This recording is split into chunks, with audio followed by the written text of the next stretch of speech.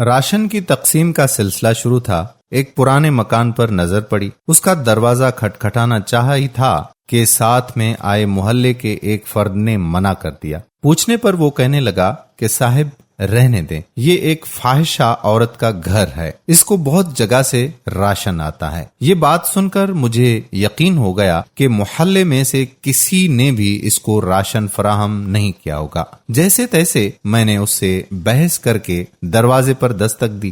اندر سے دھیمی سی آواز آئی، کون؟ میں نے بتایا کہ راشن سپلائی کر رہے ہیں، آپ لینا پسند کریں گی؟ تو انتہائی غمگین ذی آواز آئی کہ آپ واپس چلے جائیں، پہلے ہی اس محلے میں لوگ ہمیں جینے نہیں دیتے، ہم گزارا کر لیں گے، آپ کی مہربانی، آپ محلے کے شرفا میں تقسیم کر دیں۔ اس کے لہجے کی یاسیت کو محسوس کر کے میں نے بضد ہو کر کہا کہ آپ مجھے اپنا بھائی سمجھیں اور محلے داروں کی فکر نہ کریں۔ بہت اصرار کرنے کے بعد اس عورت نے اپنی بیٹھک کا دروازہ کھولا اور ہم نے راشن اور آٹے کا تھیلا وغیرہ اس کے گھر رکھ دیا۔ وہ عورت خود پردے میں آئی اور شکریہ ادا کرنے لگی، لیکن دل مطمئن نہیں تھا کیونکہ وہ باپردہ عورت لگ رہی تھی۔ محلے کا ایک فرد بھی میرے ساتھ تھا جو بار بار مجھے چلنے کے لیے کہہ رہا تھا۔ اس فرد کی باتوں کو نظر انداز کر کے میں نے جوں توں ہمت کی اور اس عورت سے پوچھ لیا کہ بہن،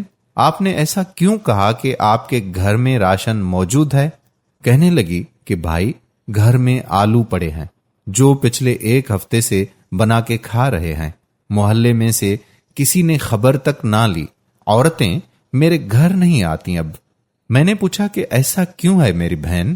وہ بے کس عورت آنکھوں میں آنسو لیے بولی، میرے خاوند کو وفات پائے 2 سال کا عرصہ گزر گیا ہے۔ اس وقت حالات بہت اچھے تھے، میرے 2 بچے ہیں، کچھ وقت ٹھیک گزرا، میرے والد میرے لیے جتنا کر سکتے تھے کرتے رہے، ان کی وفات کے بعد حالات خراب ہونا شروع ہو گئے، بچوں کا اور گھر کا نظام مشکل ہو گیا۔ ایک دن میرے خاوند کا قریبی دوست کچھ عرصے بعد باہر سے آیا، اس نے مجھ سے بہت افسوس کیا اور مجھے کچھ پیسے دے کر چلا گیا۔ پھر وہ کچھ دن بعد آیا اور مجھے گھر کا راشن دے گیا۔ دوسری دفعہ لوگوں نے جب میرے دروازے پر گاڑی کھڑی دیکھی تو طرح طرح کی باتیں کرنا شروع کر دی۔ پھر جب وہ واپس بیرون ملک لوٹنے لگا تو جاتے ہوئے میرے گھر آیا اور کہا کہ بہن، یہ میرا نمبر ہے، آپ کو کسی بھی چیز کی ضرورت ہو تو اپنے بھائی سے کہنا، کسی محلے دار سے مانگنے کی ضرورت نہیں۔ جب وہ باہر نکلا تو محلے کے لوگوں نے اسے پکڑ کر مارنا شروع کر دیا کہ تم نے ہمارے محلے میں گند مچایا ہوا ہے۔ یہ سن کر میں نے چلانا شروع کر دیا کہ تم لوگوں نے میرا حال تک نہ پوچھا، اور اگر کوئی بھائی بن کر میرا خیال کر رہا ہے تو تم اسے بھی مار رہے ہو۔ شرم سے میری جان نکلی جا رہی تھی کہ اتنی ہمدردی کا یہ صلہ ملا اسے۔ وہ بھائی ان کو سمجھاتا رہا کہ یہ میری بہنوں جیسی ہے، لیکن محلے کے لوگوں کو جیسے ایک تماشا ملا تھا لگانے کو۔ خیر، وہ جان چھڑا کے وہاں سے چلا گیا۔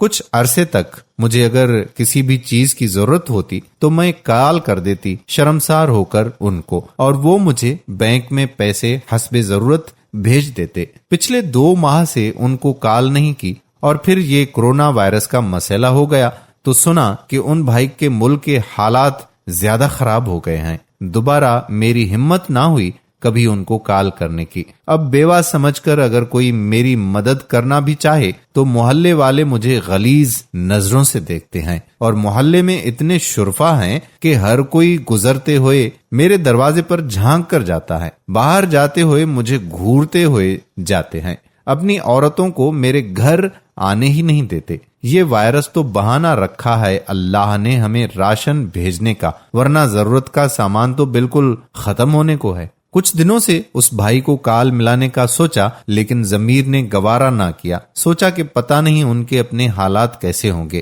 میرے بچوں کو بھی اب محسوس ہونا شروع ہو گیا ہے کہ محلے میں ہماری ماں کو لوگ کس نظر سے دیکھتے ہیں۔ ہمارے نبی صلی اللہ علیہ وآلہ وسلم تو دشمنوں کی بیٹیوں کے سروں پر چادر رکھا کرتے تھے۔ یہ کہاں کے دیندار لوگ ہیں کہ اگر کوئی میرے گھر میری مدد کرنے کو آتا ہے تو اس کو اس قدر مشکوک نظروں سے دیکھتے ہیں کہ لوگوں نے ڈر کے مارے مجھے زکوٰۃ تک دینا چھوڑ دی۔ یہ بات کرتے کرتے اس کا دوپٹہ آنسوں سے بھیگ گیا، اور جو میرے ساتھ آدمی بیٹھا ہوا تھا وہ شرم سے پانی پانی ہو رہا تھا۔ مجھے پتا ہی نہ لگا کہ میری آنکھوں سے آنسوں کی جھڑی لگی ہوئی تھی۔ ہم نے راشن کے ساتھ کچھ نقد رقم بھی اپنی طرف سے ادا کر دی۔ جو شخص میرے ساتھ تھا وہ باہر نکل کر کچھ بولنے ہی والا تھا کہ مجھ سے رہا نہ گیا اور اس کے بولنے سے پہلے ہی شروع ہو گیا کہ بروز قیامت تم لوگوں کے اس راشن کو اللہ کیسے قبول کرے گا جبکہ تمہیں محلے میں رہنے والے ان لوگوں کی خبر نہیں جو کسی کے دروازے پر نہیں جاتے۔ کوئی کیسا ہے، یہ اللہ اور اس کے درمیان کا معاملہ ہے۔ آنکھوں دیکھا بھی بعض دفعہ سچ نہیں ہوتا۔ اس کی خاموشی اور نم آنکھوں نے کچھ نہ بولا۔ 4-5 دن بعد اس نے محلے میں سے اچھی خاصی رقم اکٹھی کر کے اس عورت کے گھر پہنچا دی۔ بے شک اللہ ہی جانتا ہے سب کے دلوں کے حال۔ ہم کیریکٹر کو چھوڑ کر یہ تک سوچ کر کچھ نہیں دیتے کہ یہ وہابی ہے، یہ سنی ہے، یہ شیعہ ہے۔ خدا را یہ سوچنا بند کر دیں کہ فلاں ضرورت مند ہے یا نہیں۔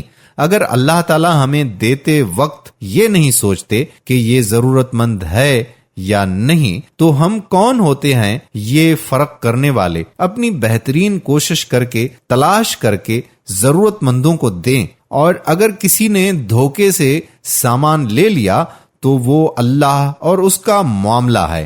آپ کی نیت پر کوئی شک نہیں اور آپ کو پورا پورا ثواب ملے گا انشاءاللہ۔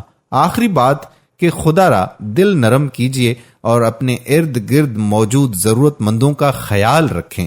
اس وقت کا انتظار نہ کریں جب کوئی عورت بچوں کی بھوک سے مجبور ہو کر گھر کی دہلیز سے باہر نکل کر ہاتھ پھیلائے، اور پھر معاشرے میں موجود ہمارے جیسے بھیڑیے فقط چند نوالوں کی خاطر اس سے اس کا سب کچھ چھین لیں۔